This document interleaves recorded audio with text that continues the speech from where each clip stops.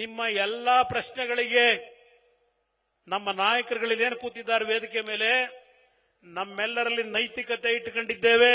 ನೀವು 100 ಕ್ವಶನ್ ಅಲ್ಲ 200 ಪ್ರಶ್ನೆ ಮಾಡಿ ನಮ್ಮ ಮೇಲೆ ಉತ್ತರ ಕೊಡಲಿಕ್ಕೆ ತಯಾರಾಗಿದ್ದೇವೆ.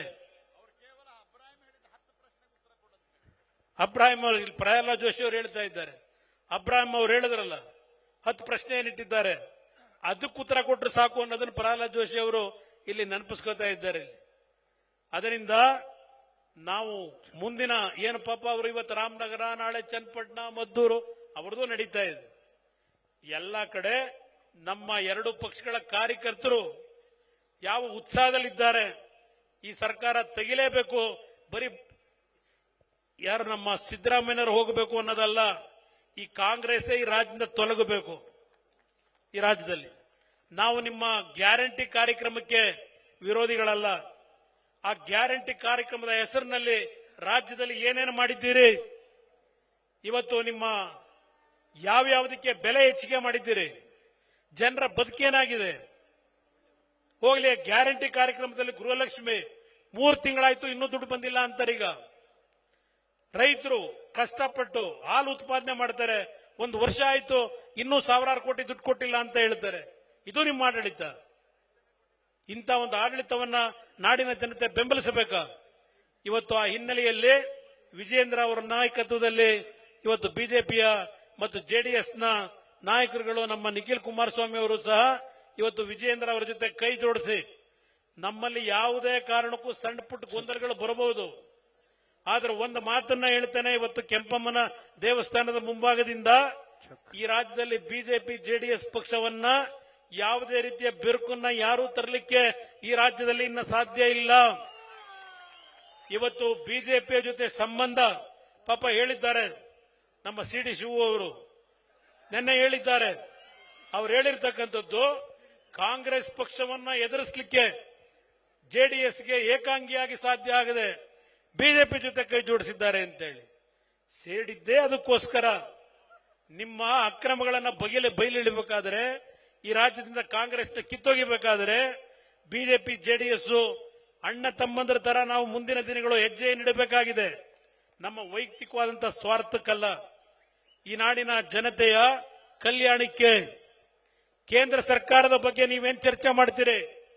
ಇಲ್ಲಿದ್ದೇವೆ ನಾವು 5 ಜನ ಮಂತ್ರಿಗಳು, 4 ಜನ ಮಂತ್ರಿಗಳು. ಒಂದು ರಾತ್ರಿನ ಎಲ್ಲ ಬಗೆಹರಿಸಲಿಕ್ಕೆ ಆಗೋದಿಲ್ಲ. ಪಾಪ ನೆನ್ನೆ ಹೇಳಿದ್ದಾರೆ ಭಾಷಣದಲ್ಲಿ, ಕುಮಾರಸ್ವಾಮಿ ನನ್ನ ಗೆಲ್ಲಿಸ್ಬಿಟ್ರೆ ಮೇಕೆದಾಟನ್ನ 1 ರಾತ್ರಿನಲ್ಲಿ 24 ಗಂಟೆಯಲ್ಲಿ ತಂದುಬಿಡ್ತೀನಿ ಅಂತ ಹೇಳಿದ್ದ. ಎಲ್ಲಪ್ಪ ಅಂತಾರೆ. ಯಾರಾದ್ರೂ ಹುಚ್ಚರು ಹೇಳಬೇಕು ಅದನ್ನ.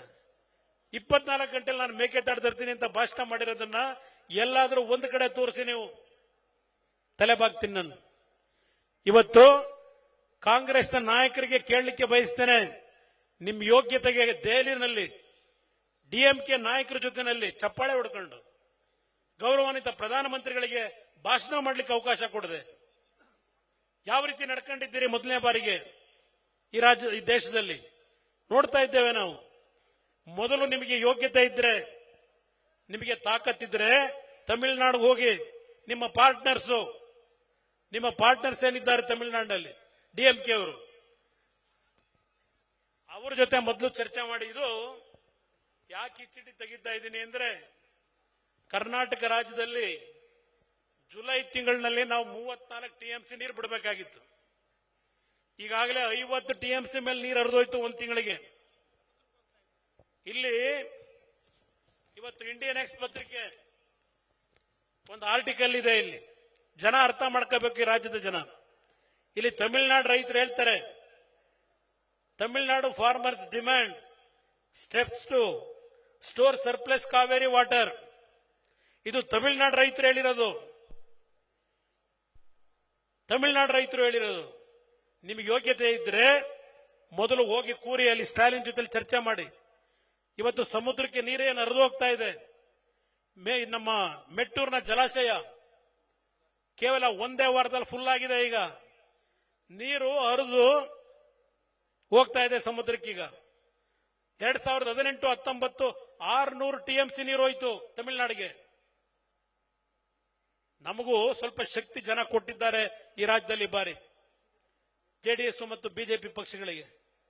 ನರೇಂದ್ರ ಮೋದಿ ಅವರನ್ನ ಈ ಬಾರಿ ಮನವೊಲಿಸ್ತೀವಿ ಕಾನೂನುಬದ್ಧವಾಗಿ. ತಮಿಳುನಾಡಿಗೆ ಅನ್ಯಾಯ ಮಾಡಬೇಕು ಅಂತ ಅಲ್ಲ. ತಮಿಳುನಾಡಿನ ಮುಖ್ಯಮಂತ್ರಿಗೂ ಹೇಳಲಿಕ್ಕೆ ಬಯಸ್ತೇನೆ, ಅಣ್ಣ ತಮ್ಮದ್ರ ತರ ನಾವು ಬದುಕಬೇಕಾಗಿದೆ. ಈ ಒಂದು ಭಾರತದ ಒಕ್ಕೂಟದ ವ್ಯವಸ್ಥೆಯಲ್ಲಿ ಎಷ್ಟು ದಿನ ಕರ್ನಾಟಕ ನಾಡಿನ ಜನತೆ ನಿಮ್ಮ ದಬ್ಬಾಳಿಕೆಗೆ ನೋವನ್ನು ಅನುಭವಿಸಬೇಕು? ಲೋಕಸಭೆಯಲ್ಲಿ ಮಾತನಾಡತಕ್ಕಂಥ ಶಕ್ತಿ ಕನ್ನಡಿಗರು ಇವತ್ತು ನಮಗೆ ಕೊಟ್ಟಿದ್ದಾರೆ. ಇವತ್ತು ಕರ್ನಾಟಕಕ್ಕೆ ಆಗಿರತಕ್ಕಂಥ ನ್ಯಾಯಬದ್ಧವಾದಂಥ ನೀರನ್ನ ಪಡೆಯತಕ್ಕಂಥದ್ದಕ್ಕೆ ಬಸವರಾಜ ಬೊಮ್ಮಾಯಿ ಅವರು ಮುಖ್ಯಮಂತ್ರಿಗಳ ಕೆಲಸ ಮಾಡಿದ್ದಾರೆ, ನೀರಾವರಿ ಮಂತ್ರಿಗಳ ಕೆಲಸ ಮಾಡಿದ್ದಾರೆ. ನಾವೆಲ್ಲರೂ ಜೊತೆಗೂಡಿ ಇವತ್ತು ಸಮಸ್ಯೆಯನ್ನ ಯಾವ ರೀತಿ ಬಗೆಹರಿಸಲಿಕ್ಕೆ ಪ್ರಾಮಾಣಿಕವಾಗಿ ದುಡಿಮೆ ಮಾಡಿದ್ದೀವಿ. 125 ವರ್ಷದ ಸಮಸ್ಯೆ ಒಂದು ರಾತ್ರಿಯಲ್ಲಿ ಮಾಡ್ಲಿಕ್ಕೆ ಆಗೋದಿಲ್ಲ. ಈ ಬಾರಿ ಯಾವೊಂದು KRS ಜಲಾಶಯ ತುಂಬಿತು, KRS ಒಂದೇ ಅಲ್ಲ, ಪ್ರಥಮ ಬಾರಿಗೆ ಲಿಂಗನ ಬಗ್ಗೆ ಎಷ್ಟು ವರ್ಷಗಳಾಗಿತ್ತು ಲಿಂಗನ ಬಗ್ಗೆ ತುಂಬಿ. ಇವತ್ತು ಈ ನೀರು ತುಂಬಲಿಕ್ಕೆ ಕಾರಣ ಏನೋ ಹೇಳಿದ್ದಾರಲ್ಲ ಸಿದ್ದರಾಮಯ್ಯನವರು, ಕಾಲ್ಗುಣದ ಬಗ್ಗೆ. ನಿಮ್ ಕಾಲ್ಗುಣಕ್ಕೆ ಇವತ್ತು ಮಳೆ ಬರಲಿಲ್ಲ. ಇದು ಇಲ್ಲಿ ನಮ್ಮನ್ನು ಗೆಲ್ಲಿಸಿದ್ದಾರಲ್ಲ ಈ ನಾಡಿನ ಜನ, ನರೇಂದ್ರ ಮೋದಿ ಅವರು ಇವತ್ತೇನು ನಮ್ಮನ್ನು ಗುರುತಿಸಿದ್ದಾರೆ, ಕನ್ನಡ ನಾಡಿನ ಜನತೆಯನ್ನ, ನಮ್ಮ ಲೋಕಸಭಾ ಸದಸ್ಯರನ್ನ. ಆ ತಾಯಿ ಚಾಮುಂಡೇಶ್ವರಿ ನಮಗೆ ಸಂಕಷ್ಟ ಬರದೇ ಇರಲಿ, ಇವತ್ತು ಜಲಾಶಯಗಳು ತುಂಬಬೇಕು ಅಂತೇಳಿ ತಾಯಿ ತುಂಬಿಸಿರ್ತಕ್ಕಂಥದ್ದು. ನಿಮ್ ಕಾಲಗಳ ಕಾಲ ತುಂಬಿಸಿರೋದು.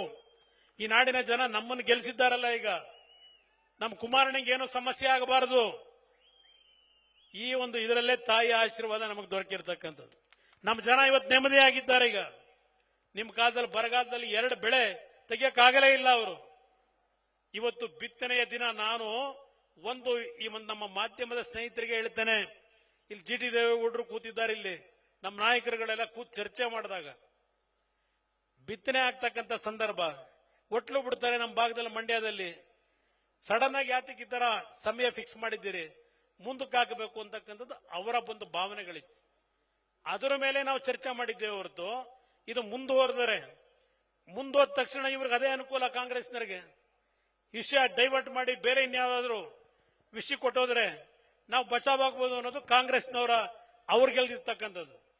ಅದು ಇವತ್ತು ನಮ್ಮ ಕೊನೆಗೆ 2 ಪಕ್ಷಗಳ ಮುಖಂಡರುಗಳು ಒಂದು ಚರ್ಚೆ ಮಾಡಿ, ಇಲ್ಲ ಏನ್ ನಿಗದಿ ಆಗಿದೀವಿ ಅದು ಮುಂದುವರಿಬೇಕು ಅಂತಕ್ಕಂಥದ್ದು ಒಟ್ಟಾರೆಯಾಗಿ ತೀರ್ಮಾನ ಮಾಡಿದ್ದೇವೆ ಹೊರತು ಯಾವುದೇ ರೀತಿ ಒತ್ತಡಗಳ ಮೇಲೆ ಇದಾಗಿಲ್ಲ. ಪ್ರಹ್ಲಾದ್ ಜೋಶಿ ಅವರಿದ್ದಾರೆ, ಇಲ್ಲಿ ನಮ್ಮ ರಾಧಾಮೋಹನ್ ಅಗರ್ವಾಲ್ ಅವರು ಇದ್ದಾರೆ. ಮುಕ್ತವಾಗಿ ಚರ್ಚೆ ಮಾಡಿದ್ದೇವೆ. ಇಲ್ಲಿ ಯಾವುದೇ ರೀತಿಯಲ್ಲಿ ವಿಜೇಂದ್ರ ಅವರು ಇಲ್ಲಿದ್ದಾರೆ.